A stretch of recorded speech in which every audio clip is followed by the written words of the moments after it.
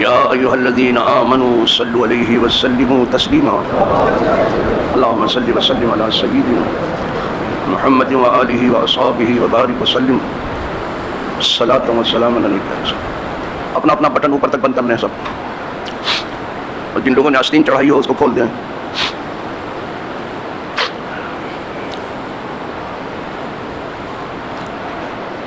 نحمده ونصلي ونسلم على رسوله الكريم, اما بعد فاعوذ بالله من الشيطان الرجيم. بسم الله الرحمن الرحيم. واقيموا الصلاة وآتوا الزكاة واركعوا مع الراكعين. صدق الله مولانا العظيم وبلغ رسوله النبي الأمين الكريم, ونحن على ذلك من الشاهدين والشاكرين والحمد لله رب العالمين. برادران دینی و یقینی, قابل عزت احترام حاضرین و ناظرین, موجودین و غائبین, الحمدللہ رب العالمین. آج جمعۃ الوداع ہے. جمعۃ الوداع کا مطلب ہے کہ اس رمضان کا آخری جمعہ. اب جس کے نصیب میں ہے وہ دوسرے رمضان میں ہی اس جمعہ کو پا سکتا ہے, جسے جمعۃ الوداع ہے. یہ نصیب کی بات ہے.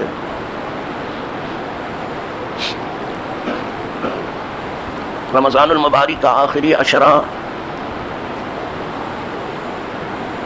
جہاں اپنی تمام تر خوبیوں کے لیے مشہور ہے, اس لیے کہ شب قدر اسی میں ہے, اعتکاف اسی میں ہے. عموماً جو تراویح میں قرآن پڑھا جاتا ہے ختم اسی میں ہے. وہ 5 دن 10 والوں کو چھوڑیے, سب بیپاری لوگ ہیں, ان کا پیچھا آپ چھوڑ دیجیے. اگر یہ آپ کا نہ چھوڑیں تو یہ تو آپ کا پیچھا نہیں چھوڑیں گے, آپ ان کا چھوڑ دیں. اگر 27ویں شب زیادہ مظنون نہ ہوتی شب قدر کے لیے تو میں کہتا ہوں 29 کو ختم ہو, تاکہ تراویح میں رات کا کچھ حصہ اللہ کے آگے روتے دھوتے گزر جائے. یہ چاہتا میں. لیکن جنہوں نے شب قدر کے بارے میں بہت کچھ لکھا ہے, ہم تو اس لائق بھی نہیں اس میں سے کچھ بیان کر سکیں. ان کا زیادہ تر خیال 27ویں کی طرف جاتا ہے. دلائل ادھر بڑے مضبوط ہے 27ویں, اس لیے 27ویں کو ختم ہونے دیتا ہوں. لیکن یہ ختم قرآن ہوا ہے, ختم تراویح نہیں ہوئی. کوئی یہ نہ سمجھے کہ تراویح ختم ہو گئی, تراویح نہیں ختم ہوئی. یہ چاند دیکھ کے شروع ہوئی ہے اور چاند دیکھ کر کے ہی ختم ہو. جب شوال کا چاند آپ دیکھیں گے, جسے عید کا چاند آپ کہتے ہیں, شوال کا کہیں گے تو کچھ لوگ سمجھ ہی نہیں پائیں گے یہ کیا بوال لگا دیا, شوال کیا ہے. جب عید کا چاند آپ دیکھ لیں گے تب تراویح ختم ہوگی, ورنہ تراویح جاری رہے. تو ختم قرآن اسی میں ہے, جمعۃ الوداع اسی میں ہے, شب قدر اسی میں ہے, اور بندوں کی جہنم سے آزادی اسی میں ہے. خدا کرے سب آزاد ہو. یہ بار بار دعا کرنا اور پوری امت کے لیے کرنا, اس میں بخل مت کرنا. تمہیں بخشنا نہیں ہے, اچھا ہے تمہیں نہیں بخشنا ہے, نہیں تو صرف اپنے ہی کو بخشتے یا اپنے گھر والوں کو بخشے تو کہتے تو نہیں. یہ قدرت نے بڑا بڑا معاملہ اسی لیے سب اپنے پاس رکھ لیا ہے. بخشنا اس کو ہے جس کی بخشش کا کوئی ٹھکانہ ہی نہیں. سب کے لیے دعا کرو. ہم جانتے ہیں کہ سب کے حق میں قبول نہیں ہوگی, کچھ رہ جاتے ہیں, لیکن جو مانگنے والا ہے اس کی تو بخشش ہو جاتا ہے, کیونکہ وہ سب کا بھلا چاہتا ہے. تو قدرت اس کا بھلا کیوں نہیں چاہے گی, سب کی مانگو. تو اسی اشرے میں گردنیں جہنم سے آزاد ہوتی ہیں. اتنے لوگ بخشے جائیں گے رمضان نکلنے سے پہلے جن کا کوئی ٹھکانہ نہیں. خدا کرے ان سب میں ہم سب کا بھی نام آ جائے, اور ہمارے مرنے والوں کا بھی نام آ جائے. جتنے بھی مرے ہیں دنیا میں, صرف بامبے میں نہیں ہیں, دنیا میں جتنے کلمہ کو مرے ہیں, جتنے ایمان والے مرے ہیں, انہوں نے انتقال فرمایا, اللہ ان سب کی بخشش کرتا ہے. تو جہاں سب کچھ آخری اشرے میں ہوتا ہے وہاں لوگ زکوٰۃ بھی اسی اشرے میں نکالتے ہیں. اور کچھ لوگ تو اتنے زور سے نکالتے ہیں کہ 11 مہینے ان کے پاس کوئی زور ہی نہیں رہ جاتا. یہ صحیح نہیں ہے, بالکل بھی صحیح نہیں. یہ پیسہ برابر گردش میں ہونا چاہیے. اس پیسے کی حیثیت, اس روپے کی حیثیت, اس کرنسی کی حیثیت, خون کی حیثیت. جیسے بدن میں خون دوڑ رہا ہے نا, وہی حیثیت کرنسی کی ہے. اگر خون جس میں نہ دوڑے آپ زندہ نہیں رہ سکتے. اسی طرح کرنسی گردش میں نہ ہو معاشرہ زندہ نہیں رہے گا, مر جائے گا. تو کچھ مالداروں نے معاشرے کو مار ڈالا, اور جو زیادہ مالدار ہیں زیادہ محتاج ہیں. ساتھی صاحب بھی لکھتے ہیں آنا کہ غنی ترن محتاج ترن. جو زیادہ مالدار ہیں وہ زیادہ محتاج ہیں. وہ 99 کی پھیر میں ہے کہ 99 ہوا ہے, 1 روپیہ اور ہو جائے تو 100 ہو جائے. 99 پھیر کا مطلب سمجھے آپ, تو خرچہ کائے کو کریں گے. وہ جو جتنا بڑا اتنا بخیل ہے. جتنا بڑا مالدار ہے، کچھ کو اللہ نے بچا دیا اس کو، اور جسے بچا دیا اس کی نجات ہو گئی. اور یہ کلام پاک میں ہے وَمَن يُوقَ شُحَّ نَفْسِهِ فَأُولَٰئِكَ هُمُ الْمُفْلِحُونَ. اور جو نفس کے لالچ سے بچا دیا گیا وہ فلاح پا گیا، وہ کامیاب ہونے والا. یہ کلام پاک ہے. ورنہ تو ہر جان لالچ کے پھندے میں ہے. وَأُحْضِرَتِ الْأَنفُسُ الشُّحَّ. سب کی جانیں لالچ کے پھندے میں ہے. کوئی کہہ نہیں سکتا میں بڑا پرہیزگار ہوں، وہ بڑا تقویٰ شیار ہوں، وہ بڑا خدا دوست ہوں، بڑا خدا پرست ہوں. کہہ نہیں سکتے. منع ہے کہ اپنی پرہیزگاری کا ڈینگ مت مارنا. اللہ جسے چاہتا بنا دے. تو جسے اللہ نے بچا لیا لالچ کے پھندے سے وہ نجات پا گیا. تو اسی عشرے میں زکوٰۃ نکلتی ہے. سال گزرنے کے بعد جو کچھ بچت ہو، اگر آپ صاحب نصاب سال بھر رہے ہیں تو اپنے مال کا 40واں حصہ نکال دیجیے تو 100 مٹھائی ہو گیا. 40 دنا 80 20 مٹھائی ہو گیا. اتنی ریزنیبل زکوٰۃ کہیں نہیں ہوگی. یہاں حکومتیں پائیں تو سب 50% لے لیتی ہیں. تو آدمی کھائے گا کہ مرے؟ کہا کس طرح کا ویٹ کے نام پہ لے رہے ہیں. ویٹ لینے میں ذرا بھی لیٹ نہیں ہوتے ہیں. مار ڈالا ہے پبلک کو. آپ کوئی ویٹ دے رہا ہے، کوئی ٹیکس بڑھا رہا ہے. صرف منہ رہ گیا تمہارے پاس بکواس کرنے کے لیے. دل میں حوصلہ نہیں ہے خرچ کرنے کا، اور تمہارا ہاتھ خرچ کے لیے بڑھتا نہیں ہے. صرف منہ رہ گیا بکواس کرنے کے لیے. ایسے بکواسیوں سے اللہ سب کو بچا دے. اتنی ریزنیبل. لیکن اگر نصاب آپ کا سال بھر برابر رہا، کہیں ٹوٹا نہیں، تو ایک دن جو پہلے رقم آئی اس پر بھی زکوٰۃ آ جائے گی. یہ نہیں کہ ابھی اس پر جو 1 سال کے بعد. نو نو نو. سال بھر اگر نصاب آپ کا رہا برابر، کہیں ٹوٹا نہیں ہے، تو ایک دن پہلے بھی آئی رقم آپ کے پاس تو اس پر زکوٰۃ آ گئی. پھر زکوٰۃ خوشی سے نکالو. یہ نہیں کہ اب تو نکالنا ہی ہے، یوں مت نکالو. مرے دل سے زکوٰۃ نکالنے کی ضرورت نہیں ہے. زندہ دل کے ساتھ کہ اللہ تو نے اس لائق تو بنایا کہ میں تیرے بندوں کی مدد کروں. تمہیں شکر ادا کرنا چاہیے اللہ کے کہ اللہ میں لینے والوں میں نہیں ہوا، بھیک مانگنے والوں میں نہیں، دینے والوں میں تو نے بنایا. اس پر خوشی نہ ظاہر کر کے افسوس ظاہر کر رہے ہیں کتنا نکالنا پڑے گا. بہت بڑی کمزوری. خوشی دل سے نکالو، دل کی خوشی کے ساتھ. اس لیے کہ آپ کا دینا لینا ہی نہیں دیکھا جاتا. قدرت آپ کا دل دیکھتی، کس دل سے دے رہے ہو. خوشی سے دو. خوش ہونا کہ اللہ تو نے دینے والوں میں بنایا. اور میں اپنا کیا دے رہا ہوں؟ کچھ تو نہیں. جو تو نے دیا اس میں سے دے رہا ہوں. تو نہیں تو دیا. ہم تو پیدا ہوئے تو کچھ لے کے آئے نہیں تھے، اور یہاں سے جائیں گے تو کچھ لے کے جائیں گے بھی نہیں. اپنا ہاتھ دیے، آنے میں خالی ہاتھ اور جانے میں بھی خالی ہاتھ. تھوڑا سا ہاتھ میں کچھ آ گیا ہے تو ابھی ہاتھ کھول دو، مٹھی کھولو ابھی، اور خدا سے دعا مانگو کہ اللہ بخل سے بچا دے. اس لیے کہ اس قوم میں بخل پوری طرح سے سما گیا ہے. میں نے جو تجربہ کیا ہے، اور جو جتنا مالدار اتنا ہی بخیل ہے. مجال ہے اللہ ماشاء اللہ. کسی کسی کو اللہ نے بچا لیا ہے. اللہ سب کو بچا لیا. اللہ سب کو بچا. کسی کسی کو اللہ نے بچا لیا ہے. میں آپ کو بتا دوں، آج تک میں نے اللہ کی راہ میں خرچ کرنے والے کسی خرچ کرنے والے کو کمزور نہیں پایا. اور مال سمیٹ سمیٹ کر کے اور گن گن کے رکھنے والوں کے دیکھا ہے کہ اینٹ سے اینٹ بک گئی اس کی. یہ میں نے دیکھا. وہ سب میری نظر وہ دیکھا ہے. لیکن کسی زکوٰۃ نکالنے والے کو میں نے کمزور نہیں دیکھا. اس سال جتنی طاقت اگلے سال اس کی زیادہ ہو جائے گی طاقت. اس لیے کہ قدرت نے کہا ہے تم میرے بندوں کو دو، میں تم کو دیتا رہوں گا. کیونکہ میرا ہاتھ تو ظاہر نہیں ہوگا، ہاتھ تو تمہارا ہی ہوگا. تو اگر تمہیں میں نے کام پہ لگا دیا تو خوشی ظاہر کرو کہ اللہ میں تو تیرے نوکری کے لائق نہیں تھا، تو نے اپنی نوکری اور چاکری میں قبول کر. دیتا رہو خوشی سے اس کو. پھر حضور کہیں کہیں تو دینے کی بات نہیں کرتے کہ صرف دیتے رہو، انڈیلنے کی بات کرتے. ایسے دونوں ہاتھ حضور نکل لیا. اس طرح سے انڈے لو، سامنے انڈے لو، سیدھی طرف انڈے لو، بائیں طرف انڈے لو، پیچھے اللہ کا. اس طرح سے بتا رہا. حدیث بات میں آیا ہے. یوں تو حضور نے کسی سائل کو کبھی کہا ہی نہیں کہ نہیں دوں گا، کبھی نہیں کہا. یہی چیز ہے جو حضور کے لب پہ نہیں آئی کہ نہیں دوں گا. یہ نہیں آیا. یہ ضرور آیا کہ میں کیا کروں، میرے پاس اس وقت دینے کو کچھ نہیں ہے، مگر یہ کہ میں تیرے لیے قرض لے لوں، جسے حضور نے قرض لے کے دیا. پھر لاجدو تو کہا کہ میرے پاس کچھ ہے نہیں کہ میں دوں، مگر یہ کہ تیرے لیے قرض کروں. بلکہ ایک سائل ایسے ہی آیا، حضور کے پاس کچھ دینے کو اس وقت بظاہر نہیں تھا. ویسے تو کونین کی دولت ان کے ہاتھ میں، مالک کونین ہیں، وہ پاس کچھ رکھتے نہیں. پاس میں نہیں تھا، بلکہ سب کچھ ہے. مالک کونین ہیں، وہ پاس کچھ رکھتے نہیں. دو جہاں کی نعمتیں ہیں ان کے خالی ہاتھ میں. دیکھنے میں ان کا ہاتھ خالی دکھائی، دونوں جہاں کی نعمتیں. تو فرمایا اس وقت میرے پاس دینے کے لیے تجھے کچھ ہے نہیں ہے، مگر یہ کہ میں تیرے لیے کچھ قرض لوں. دیکھا آپ نے حضور قرض لے کر کے دیتے تھے. یہاں ہے تو نہیں، گلے اوپر ہے لیکن کچھ نہیں. کچھ لوگ ساتھ میں ایک مرتبہ دے کے فارغ ہو جاتے تھے. السلام علیکم، کیا رمضان ہے کیا؟ اور دوسرے رمضان ایسے کر دیا کرو، دوسرے رمضان توبہ کرو. یہ کیا طریقہ ہے؟ تو حضور نے فرمایا کہ میں تیرے لیے تھوڑا قرض لوں. فاروق اعظم نے عرض کیا حضور اللہ نے آپ کو اس بات کی تکلیف نہیں دی کہ آپ قرض لے کر کے کسی کو دیں. یہ فاروق اعظم نے عرض کیا. چہرے پر جلال آ گیا حضور، ملال آ گیا. اور صحابہ تو اب چہرے بھی کو تکتے رہتے ہیں، اور خوشی اور غم چہرے پر پڑھا جاتا، منہ سے نہیں سنا جاتا. منہ سے کوئی بیان کر ہی نہیں سکتا. چہرہ خود بتاتا ہے کہ کیا ہے، کچھ یہ اندر کی کم ہے. اس احوال کا رنگ روح بس شاہد جو دل میں ہے میرے سے منہ پر آیا ہے. Face is the index of the heart. اگر دل کی بات پوچھنا چاہتے ہو تو کسی کے منہ سے مت سنو، وہ دل کی بات نہیں آتی ہے، یہ وہ اوپر اوپر کی بات چلتی ہے. نام ہے کہ دل کی بات، دل کی بات نہیں ہے. دل کی بات چہرہ بتاتا ہے، وہ آئینہ ہے دل کا.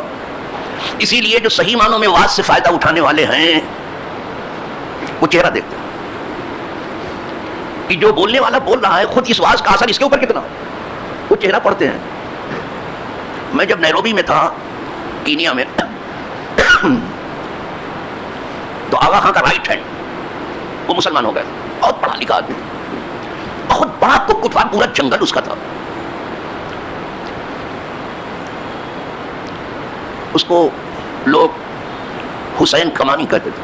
ایک اور حسین تھے، وہ حسین رمضانی تھے، وہ گائے پالتے تھے. بہت صحیح آدمی، بہت سی کتاب لکھی تھی اس نے. تو میرے واز میں وہ ضرور آتا تھا وہاں. ہر تیسرے دن واز ہوتا تھا وہاں. 3 مہینہ 1 ہفتہ رہا میں کینیا میں. تو ہمیشہ کے لیے بلا رہے تھے، لیکن 2 آدمی راضی نہیں تھے. ایک تو اشرف العلماء جو میرے باپ کے بعد دوسرے باپ تھے میرے، انہوں نے بلایا مجھے یہاں بامبے میں. میرے استاد بھی تھے، میرے باپ کے بعد میرے باپ تھے وہ. تو وہ اور دوسرے میری ماں راضی نہیں تھی. اس وقت موبائل نہیں تھا، میں 81 میں تھا وہاں کینیا. تو وہ برابر واز میں میرے رہتا تھا، حسین کمانی. ایک دن کہنے لگا کہ آج تک جتنے مقرر کینیا میں آئے ہو، بولے روز یہاں مقرر آتے ہی رہتے ہیں، کچھ مقرر ادھر ادھر دوڑتے ہی رہتے ہیں، وہ بیٹھنے کا نام ہی نہیں لیتے. لوگ سن کے تھک جاتے ہیں، وہ سنا کے نہیں تھک رہے ہیں بیچارے. تو بولے یہاں روز مقرر آتے رہتے ہیں، لیکن حضرت ایسا ہے میں نے کسی کا 3 واز سے زیادہ نہیں سنا. میں نے کہا کیوں نہیں سنا آپ نے 3 واز سے زیادہ کیوں نہیں سنا؟ کہا بس کیا بتاؤں آپ سے. ایک دن سنا، میں نے کہا ہو سکتا ہے موڈ نہ رہا ہو، ٹھیک سے نہیں بول پائی ہے. دوسرے دن پھر چلا گیا سننے کے لیے، شاید آج کچھ بول دیں. دوسرے دن بھی سنا، ان کے واز میں کوئی دم نہیں تھا، صرف الفاظ تھے وہاں دنیا بھر کے. تو میں الفاظ کے جادو بنتر سیکھنے نہیں گیا تھا، ٹاکیٹی ہونا سے بتونی ہونا نہیں، بکواس کرنا. تو پھر تیسرے دن بھی سن لیتا تھا، تیسرا واز تھا. اس کے بعد چوتھے میں کبھی گئے نہیں، کسی کے یہاں نہیں گیا. ایک آپ ہیں کہ آپ کو 3 مہینہ یہاں ہو گیا ہے، صرف 3 واز آپ کا نہیں سن پایا، تو اس کا مجھے افسوس ہے. سب واز سنا. ارے میں نے کہا بندے خدا کیوں نہیں سن پایا؟ یہاں تو جتنی عورتیں ہیں بغیر ٹیپ ریکارڈر لے کے آتی نہیں، مرد بھی سب ٹیپ ریکارڈر لے کے آ رہے ہیں. یہ ضرور ہے کہ ویڈیو نہیں ہو رہا ہے، لیکن آڈیو تو موجود ہے. بس وہی ہے، وہ تو ہم نے سن لیا ٹیپ پر، تو ہم نے وہ تینوں سن لیا. تو پھر میں نے کہا پھر افسوس کس بات کا؟ کہا افسوس اس کا ہے کہ بولتے وقت آپ کا چہرہ نہیں دیکھ سکا، کہ آپ پر اس کا کتنا اثر ہے. یہ ہے جج بھی چہرہ دیکھتا بولتے وقت مجرم کا، کہ بولتے وقت اس کے چہرے پہ کیا وہ نوٹ کرتا ہے. مین چیز ہوتی چہرہ. آپ لوگوں کی بولی پہ مت جاؤ، چہرے پہ جاؤ. اس کا چہرہ کیا بتا رہا ہے کہ جھوٹ بول رہا ہے، بکواس کر رہا ہے. اب مین چیز چہرہ کا. یہ لوگ انگریزی میں جانے کتنی کتابیں چلے، اور قرآن کی ایک آیت دیکھ کے مسلمان ہوا ہے الحمدللہ. لیکن ایک اتنا زمانہ ہو گیا، لوگ ابھی اپنا دین سیکھ نہیں پائے. افسوس ہے. ایک بات اپنے دور میں بیچارہ پریشان تھا، وہ کہتا تھا عجم ہنوس نہ دان اندر منہ سے دین ورنہ. اہل عجم کو ابھی اپنا دین معلوم نہیں. اگر میں آپ سے کہہ دوں آپ کو اپنا دین نہیں معلوم تو بالکل صحیح کہہ رہا، کچھ نہیں معلوم. یو آر صفر، کچھ نہیں آتا آپ کو، سب صفر ہو. اس لیے کہ سیکھے نہیں آپ نے. رات دن دنیا میں دھول کی رسی بٹتے ہو، ابھی ٹھیک سے دنیا سمجھ میں نہیں آئی.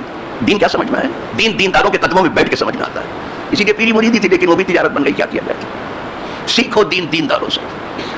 مولا علی تو فرماتے تھے، اعلان کرتے تھے لوگوں میں کہ سلونی قبل ان تفقدونی، مجھ سے سوال کرو، پوچھ لو، دین سیکھ لو اس سے پہلے کہ تم مجھے نہیں پاؤ گے. میں تمہارے درمیان نہیں رہوں گا، پھر افسوس کرو گے کہ نہیں. سیکھ لو. اور یہ تو مولا علی ہے، باب العلم ہے. خود مدینۃ العلم کی بات کرو. حضور مدینۃ العلم ہے، علم کے شہر ہے. حضور خود مدینہ ہے اور علم کے مدینہ ہے، علم کا شہر ہے حضور. حضور فرماتے تھے کہ سلونی ما شئتم، مجھ سے پوچھو جو چاہتے ہو.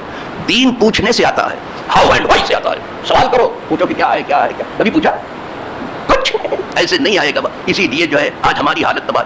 آپ کا دنیا میں نہ کوئی سیاسی وزن ہے، نہ کوئی مذہبی آپ کا وزن ہے. سب سے زیادہ اگر کوئی بے جگہ آج ہے تو ہم ہیں، اور سب سے زیادہ جس کا خون بہ رہا ہے وہ امت مسلمہ، خون ناحق بہ رہا ہے. سب سے زیادہ جو تباہ حال ہے مسلم امہ ہے. کیوں؟ اس لیے کہ مذہبی لوگ اپنے کاروبار میں لگ گئے اور سیاسی لوگ اپنے دھندے میں ٹھیلے پہ ٹھیلا لگواتے چلے جا رہے ہیں، راستہ بند کرتے چلے جا رہے ہیں، نیا نیا کرتا پہن کے ٹوپی لگا کے دعوت کھانے چلے جا رہے ہیں. ایسے ملاقات ہوگی، کبھی 5 سال دکھائی نہیں دیں گے. یہ سیاسی لوگوں کا حال ہے. سب نے چھوڑ. تو اس دنیا میں جینے کے لیے آپ کو زمین کی خبر رکھنی ہی پڑے گی. اس زمین پہ کیا ہو رہا ہے، کہاں کہاں ہمارے قتل کے منصوبے بن رہے ہیں، کہاں کہاں ہم کو بے جگہ کرنے کی بات ہو رہی ہے، کہاں کہاں ہم پر حملہ ہو رہا ہے، دیکھنا ہی پڑے گا.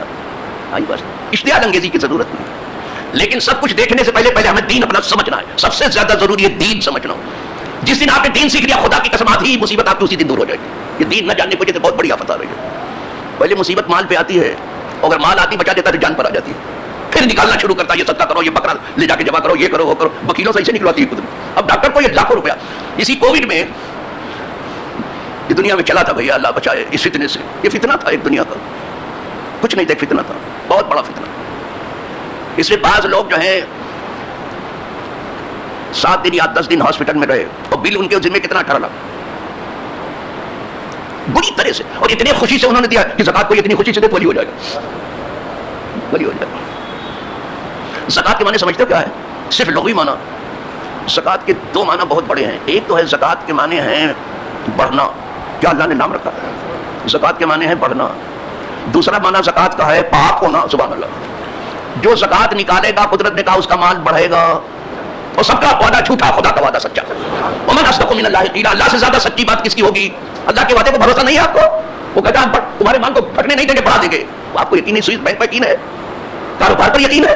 پاگل ہو گئے ہو, اپنے معاملات کو پھر سے جائزہ لو. پاگل ہو, یو آر میڈ. پاگل ہو آپ, دیوانے ہو, خطی ہو, چننی ہو, کچھ نہیں ہو. وہ کہتا ہے تمہارا مال گھٹنے نہیں دیں گے ہم. زکات کے معنی بڑھنا. اور اب تو کھیتی کو بھی جب دیکھتے جانتے ہو کیا کہتے ہیں عرب لوگ؟ جیسے کھیتی کو دیکھا انہوں نے اور خوب لہلاتی دیکھا, پہلے لے زکات کرو, یہ کھیتی تو بڑھ گئی. زکات کے معنی بڑھنے کے. اور جو زکات دیتا ہے اسے پوچھ لو کہ تمہارا مال گھٹا کہ بڑھ گیا, وہ کہے گا کہ بڑھ گیا. دوسرا معنی ہے زکات کے پاک ہونا, ستھرا ہونا, پاکیزہ ہونا. کلام پاک میں خذ من اموالہم صدقۃ تطہرھم وتزکیہم بہا وتصلی علیہم, یہ کلام پاک. اے محبوب, ان کے مالوں سے زکات لیجیے اور ان کو پاک کر دیجیے. یہ زکات اس لیے ہے کہ آپ کا مال بھی پاک ہو جائے, آپ کا دل و دماغ بھی پاک ہو جائے. تو ان کو پاک کر دیجیے, جیسے نماز پڑھ کے پاک ہوتے ہیں, زکات دے کے بھی پاک ہوتے ہیں, صاف ستھرے. کاہے سے پاک؟ بخل سے بڑی دنیا میں کوئی بیماری نہیں ہے. بخل سے بڑی بیماری نہیں ہے. یہاں تک تو کہا گیا ہے بخیل اربو زاہد بہروبت بہشتی نباشت بحکم خبر. بخیل آدمی اگر خشکی اور تری دونوں میں مسلح بچھا دے, سمندر پہ بھی بچھا دے مسلح پڑے, کبھی جنت میں نہیں جائے گا. بخیل آدمی کبھی نہیں کر سکتا, اس لیے کہ بخل جہنم کی ایک شاخ ہے, جس کے ہاتھ میں آ گئی جہنم میں پہنچ کے رہے گا, اللہ سب کو بچا لے.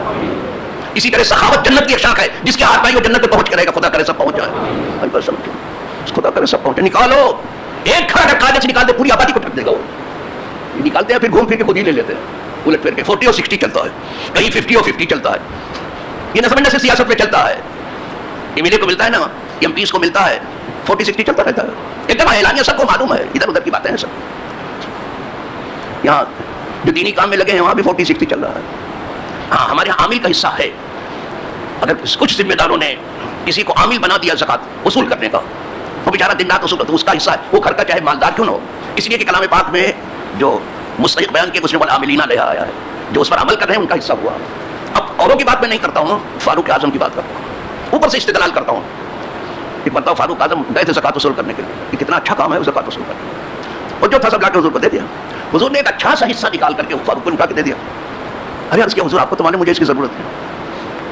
ایک دور وہ بھی خدا کرے فاروق کے دل میں جو وہی ہمارے دل میں بھی ہو, یہ اللہ ڈالے. کہا حضور آپ تو جانتے ہیں مجھے اس کی ضرورت نہیں. فرمایا عمر لے لو جو اللہ اس کا رسول دیتا ہے. دیکھا آپ نے, ورنہ دوسرے ہوتے تو کیا کہتے سبحان اللہ جزاک اللہ, جاؤ جاؤ جاؤ, اسی کو اٹھا کر رکھ لیتے. لیکن حضور کو دینا ہی, وہ دینے کے لیے ہی آئے تھے, دیا, اٹھا کے اچھا سا دیا. پھر اپنے زمانے میں فاروق اعظم جب امیر المومنین ہوئے تو اپنے عامل کو اٹھا کے دیا, اور ان کا عامل جو تھا بہت زیادہ مالدار تھا, گھر کا اچھا سا دیا اٹھا کے اس کو. اس نے کہا حضرت آپ کو معلوم مجھے اس کی ضرورت نہیں ہے, میں تو اللہ واسطے میں نے یہ کام کر دیا. آپ نے کہا تو وصول کرو. وصول کہا لے لو بھائی لے لو, میں نے بھی حضور سے یہی عرض کیا تھا. حضور نے کہا جو اللہ اس کا رسول دیتا ہے لے لو. اسی لیے قانون ہے کہ اب اس کو یاد کر لینا, یاد اگر ہو سکے تو دروازے پہ اگر یاد رہے تب بھی یاد کر لینا. اس کے بعد پھر آپ کو پھر وہ دنیا تنگ کرے گی تو پھر ادھر دینا. جمع نہ کرو, ایک یعنی خرچ کرو, تما نہ کرو, لالچ نہ کرو, منع نہ کرو. خود سے کوئی دیتا ہے تو اس کو منع مت کرو. دیکھ رہا یہ درویشوں کی بولی ہے, لالچ مت کرو, خود سے کوئی دیتا منع نہ کرو.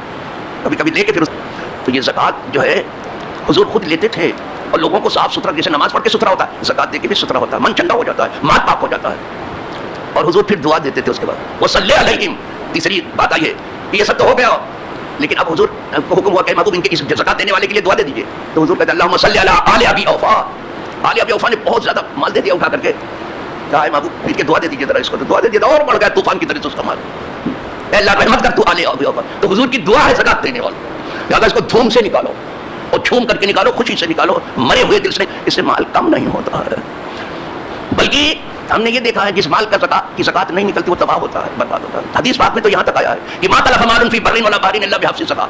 آج تک خشکی اور تری میں کوئی مال تباہ ہوا ہی نہیں مگر زکات روکنے کی وجہ سے. اگر آپ نے زکات روک دی مال تباہ ہو جائے. اللہ کرے سب نکالنا شروع کریں، سب ادا کر رہے ہیں اور سب ستھرے ہو جائیں. بہت کم جگہ ہیں جہاں نماز کے ساتھ زکات کا ذکر نہ ہو. یہ وہ امہات الاعمال میں سے ہے اور زکات اعظم فرائض میں سے ہے. بہت بڑا فرض ہے، معاشرہ اس سے زندہ رہتا ہے، مسلم معاشرے کو زندہ رہتا ہے. اور ایک بات کہہ دوں، آپ کہاں بیٹھے ہیں اس وقت؟ مسجد میں. یتیم خانے میں تو نہیں بیٹھے ہیں؟ کوئی کہے گا کہ میں یتیم خانے میں بیٹھا ہوں؟ مسجد میں سب لوگ بیٹھے ہیں نا. اس کے ساتھ یتیم خانے والا معاملہ مت کرو مسجد کے ساتھ. آپ یتیموں والا معاملہ کر رہے ہو مسجد کے ساتھ. یہ یتیم خانہ نہیں ہے، یہ خدا خانہ ہے، یہ خدا کا گھر ہے، عبادت کا. یتیموں جیسا معاملہ مت کرو بابا. یہاں کے لائق کام کرو جو اس گھر کے لائق، گھر والے کے لائق ہے. یہاں جتنے بھی ہیں اس گھر کے، وہ کوئی محسن ہو، کوئی حافظ ہو، کوئی قاری ہو، کوئی علامہ ہو، کوئی مفتی ہو، کوئی خطیب ہو، کوئی پیر صاحب ہو، کوئی سید صاحب ہو، کوئی جیسے ہو، اس گھر سے متعلق جتنے لوگ ہیں، امام ہو، ان کے ساتھ یتیم والا معاملہ مت کرنا کہ یتیم خانے میں کر رہے ہیں. اور ایک دن کام کر کے فارغ مت کرتے ہی رہو. صبح و شام جو کچھ اللہ تو دیکھ دے وہ کرو. لوگوں نے اب اپنی مسجدوں کو یتیم خانہ بنا دیا اور سب سے زیادہ شاید امام اور مؤذن قریب ملے گا. ان کے دل میں کوئی وقار خاص امام کے لیے اور مؤذن کے لیے نہیں ہے. میں تو امام کو کیا بتاؤں، اللہ مجھے امام کی دھول بنا دے جو صحیح معنوں میں امام ہے. لیکن میں سب کو امام نہیں کہتا، 2 رکعت والوں کو امام نہیں کہتا. ٹھیک ہے کرتے ہیں بیچارے، لیکن جو صحیح معنوں میں امام ہیں، علماء ہیں، بس اللہ مجھے انہیں قدموں کی دھول بنائے. میں ان کو کیا بتاؤں کہ ان کا کیا مرتبہ ہے اللہ کے نزدیک. صرف مؤذن کی بات کر رہا ہوں کہ مؤذن کا کیا مرتبہ ہے جس کو آج کوئی بھاؤ نہیں دیا جا رہا. لکھا ہے قیامت کے دن سب سے اونچی گردن مؤذن کی ہوگی. سن رہے ہو؟ آج اپنی گردن آپ اونچی کر لو بازار میں ادھر ادھر، لیکن کل نہیں، کل مؤذن سے اونچی گردن آپ کی نہیں ہوگی. حدیث پڑھوں میں، المؤذنون اطول الناس عناقا یوم القیامہ. قیامت کے دن سب سے اونچی گردن اذان پڑھنے والوں کی ہوگی. اسی لیے مولانا شاکر ایک اذان پڑھتے ہیں 15ویں شب کو، سنا کہ نہیں؟ وہ بہت سمجھ کے کر رہے ہیں. یہ مؤذن سے اونچی گردن کسی کے یہاں سب سے نیچی گردن کر کے رکھا ہے نا آپ نے کہ کہیں یہ بھی نہ ہاتھ پاؤں والے ہو جائیں. وہاں بھی ہاتھ پاؤں والے رہیں. وارے تعصب، وارے تنگ نظر، وارے حسد، وارے بزدلی. کل کے دن اس کی گردن سب سے اونچی رہے گی. مؤذن اونچی گردن ہونے کا مطلب جب لوگ شرمندگی سے سر جھکائے ہوں گے تو وہ سر اٹھائے ہوگا مؤذن. اور جب اعلان ہوگا کسی انعام کا تو سب مارے ڈر کے جھکا لیں گے کہ ہم تو انعام کے لائق ہے ہی نہیں، لیکن سب سے پہلے مؤذن اٹھا لے گا کہ ہم اس کے لائق ہیں. تو انعامات الہیہ کا سب سے بڑا امیدوار مؤذن ہوگا. اب آپ کہیں اتنا بڑا ہوتا کیسے ہوگا؟ وہ بھی بتا دوں آپ، مؤذن کتنا بڑا ہوتا کیسے ہوگا کہ جب انعام کا اعلان ہو تو سب سے بڑا امیدوار مؤذن، اور جب سب شرمندہ ہو تو سرخرو ہونے والا مؤذن. اس کی وجہ یہ ہے ہم بھی گواہی دیتے ہیں نا، لا الہ الا اللہ محمد رسول اللہ. آپ بھی دے رہے ہیں، آپ کے بچے بھی دے رہے ہیں، ہمارے بچے بھی، ساری دنیا دے رہی ہے گواہی، تو سب دے رہے ہیں. لیکن کچھ لوگ گواہی دیتے بڑی اتنی زور سے کہ اپنے کان بھی ٹھیک سے نہیں سنتے، ایسی گواہی دے رہے ہیں. مؤذن کو دیکھتے ہو مینارے پہ چڑھ کے زور سے کہتا ہے اشہد ان لا الہ الا اللہ، اشہد ان محمد رسول اللہ. یہ بانگ طول اپنے مسلمان ہونے کا اعلان کر رہا ہے. اسی لیے کچھ لوگوں کو اذان سے تکلیف ہو رہی ہے. یہ مائک سے تکلیف نہیں ہے، یہ لا الہ الا اللہ محمد رسول اللہ سے تکلیف ہے. یہ تکلیف مائک کی نہیں. لیکن مائک کا بھی غلط استعمال ضرور ہے. باقی زیادہ تر پڑھے لکھے نہیں ہوتے نا تو مائک ان کے ہاتھ میں آتا ہے تو خوب بگاڑتے ہیں. ارے سے اذان پڑھ دو بابا، اپنی خوش گلوئی دکھانے لگتے ہیں، نہ کھانی شروع کر دیا، مشاعرہ شروع کر دیا. اتنا بولتے ہیں، اتنا کہتے ہیں اب تقریر وقری تو آتی نہیں ہے بیچاروں کو، تو کہتے ہیں مائک آتا ہے تو کچھ نہ کچھ اپنے راگی ہلاتے رہے. تو وہاں بس اذان پڑھ دو، دعا پڑھو، یا سب لوگ دعا الگ سے پڑھ لیں گے. اور دوسروں کا ضرور خیال کرو. ہم اس کے پابند ہیں کہ کسی کو تکلیف نہ دیں. اور مائک آ گیا چلا رہے ہیں، نعت پڑھ رہے ہیں اور مشاعرہ ہو رہا ہے، تو ہم کہتے ہیں ان دیوانوں کے ہاتھ میں جو ہے یہ مائک آ گیا، جانے کیا کیا کریں گے. اللہ جانے، اللہ رحم کرے. ان کی وجہ سے ہم پریشان ہیں اور ترستی اس پر اگر نہیں بٹھا پا رہے ہیں. ان کو اس سے تعلق نہیں، سنتے ہی نہیں کچھ، کیا تو تعلق سن رہے ہیں. تو بہت بڑا درجہ مؤذن کا ہے. اس لیے یہاں تو ہم امام ہیں، جہاں امام نہیں ہوتے ہیں، یعنی مقررہ امام نہیں ہوتے ہیں، تو وہاں کوشش ہم بھی کرتے ہیں کہ ایک آدھ وقت کی اذان ہم بھی پڑھتے ہیں. آئی بات سمجھ؟ وہاں اذان پڑھنے بہت بڑا درجہ ہے مؤذن کا. اس کو چاہیے کہ اپنے رتبے کا خیال رکھے خود، اور جو خود خیال نہیں ہوگا دوسرے کیا کریں گے. اللہ تعالیٰ ہمیں سب کو، ہم تمام دینی سمجھ کو عطا کرے. اور اس مبارک مہینے کو، اس مبارک جمعہ کو ہم بہت درد کے ساتھ اور بہت آہ سرد کے ساتھ رخصت کر رہے ہیں اور دعا کر رہے ہیں اللہ پھر سب کو جمعۃ المبارک عطا فرمائے. بار بار جمعۃ المبارک عطا فرمائے، بار بار جمعۃ الوداع عطا فرمائے، بار بار جمعۃ الوداع کا سایہ ہو، بار بار اللہ پاک انہیں یہ مواقع دے کہ ٹھیک سے اس جمعہ کی برکتیں حاصل کریں. وآخر دعوانا الحمدللہ رب العالمین. دیکھو یہاں کی ہمیشہ سے بہت دنوں سے سنی دارالعلوم محمدیہ اور یہ دارالعلوم فیض اکبری لونی شریف میں ہے، یہ دو ادارے خاص طور سے جمعۃ الوداع میں آپ لوگوں سے فائدہ حاصل کرتے رہے ہمیشہ. اور بہت کچھ توانا کر دیا آپ نے ان کو، اللہ آپ کو بھی توانا کر دے اور قبول کر لے۔ تو آج اس کا اعلان ہے 2 اداروں کا، خاص طور سے دارالمحمدیہ جو آپ ہی کا ادارہ ہے، نام کوئی ہے، لکھا پڑھا کوئی کرے، لیکن جو خدمت کرنے والا وہی مخدوم ہے، ہر کی خدمت کر دو مخدوم۔ تو یہ اعلان یاد رکھیے گا، اچھا سے تعاون کیجیے گا ہر 2 ادارے کا۔ اور دوسرا انشاءاللہ عید الفطر کی نماز اس مسجد میں صبح 6:45 پر ہوگی، یعنی 6:45 بجے، یعنی ابھی سے۔ اور لکھا ہے فطرے کی رقم یہاں جو ہے لکھ کے بھیجا ہے کہ 100 روپے ہے۔ یہ فطرہ ایسا ہی ہے کہ اس پر نہ جائیے گا، میں بتا چکا ہوں، یہ فطرہ جو ہے آدمی اپنے لائق نکالے۔ مدینہ منورہ میں جو فطرہ نکلتا تھا حضور کے زمانے میں، اور آج بھی، یہ نہیں کہ پہلے کی بات، تو 1 سا کھجور، 1 سا مطلب 4 کلو کھجور، 4 کلو کھجور ذرا قیمت لگائیے، یا 1 سا کشمش ذرا قیمت لگائیے، تو یہ 100 روپے ہوگا۔ یہ سب ہوشیار لوگ جو یہی سب کرتے ہیں، 100 روپے اور 70 روپے اور 75 روپے، یا 1 سا ستو سا نکالتے تھے۔ یہ گیہوں کا دستور جو چلا، گیہوں سے یہ قیمت لگائی جا رہی ہے، تو گیہوں مدینے میں نہیں ہوتا تھا، یہ شام میں ہوتا تھا، اور شام کا جو گیہوں تھا وہ بہت اعلیٰ درجے کا ہوتا تھا۔ شام کا پھل بھی نرالا، کیا کہنا، وہ انبیاء کی جگہ ہے شام۔ تو امیر معاویہ نے کہا کہ تمہارے یہاں کی 1 سا جو ہمارے یہاں آدھے سا کے برابر گیہوں کے برابر ہے، اس حساب سے گیہوں سے نکالنا لوگوں نے شروع کیا۔ تو جہاں گیہوں ہی کی کھیتی ہوتی ہے وہ گیہوں ہی ہے، ٹھیک ہے، وہ گیہوں سے نکال دیں، لیکن جو تاجر ہیں اور ہمت والے ہیں وہ کشمش سے نکالیں، کھجور سے نکالیں اپنے اپنے طور پر صدقہ فطر۔ اس سے غرض صرف اتنی ہے کہ غریب کی عید ہو جائے۔ 100 روپے میں کیا عید کرا دو گے آپ؟ بٹن نہیں لگا سکو گے کرتے میں، کیا کرا دو گے؟ بٹن نہیں لگا سکو۔ اور یہ اتنا سخت ہو جائے گا، یہ عید کی صبح کو واجب ہوگا، یہ عید کی صبح کو واجب ہوگا، ابھی نہیں واجب ہے۔ جیسے صبح چمکے گی سب سے پہلے وجوب آئے گا، اس کا وجوب آ جائے گا، صدقہ فطر واجب ہے۔ نابالغ بچوں کی طرف سے بھی دینا ہے، تو اچھا صدقہ فطر دو۔ کھجور سے اندازہ کرو، کشمش سے، بعض کشمش تو میں نے دیکھا صاحب 1200-1400 روپے کلو، 4 کلو ذرا حساب لگاؤ تو 12 چوک 48 5,000 روپے آدمی کا صدقہ فطر ہوگا۔ تو یہ 100 روپیہ کیسے لگا دیا؟ یہ کتنے لکھا ہے پرچہ؟ سب ادارے اچھے نہیں ہے اصل میں، سب یہاں سستا صدقہ نہیں۔ یہ سچ ہے کہ دین آسان ہے، جو کمزور لوگ ہیں ضرور گیہوں سے ہی اندازہ کر کے نکال دیں، 100 روپے نکال دیں، 70 نکال دیں، ٹھیک ہے، لیکن جو طاقتور ہے 5,000 10,000 اس حساب سے نکالیں اچھے سے، تاکہ غریب کی عید ہو جائے۔ اور جانتے ہو اس کی ادائیگی کتنی سخت ہے صدقہ فطر کی؟ لکھا ہے اگر صدقہ فطر ادا نہ کیا اور عیدگاہ میں چلے آئی عید کی نماز پڑھنے کے لیے، 3 کا روزہ نماز تراویح سب لٹکا دیں گے۔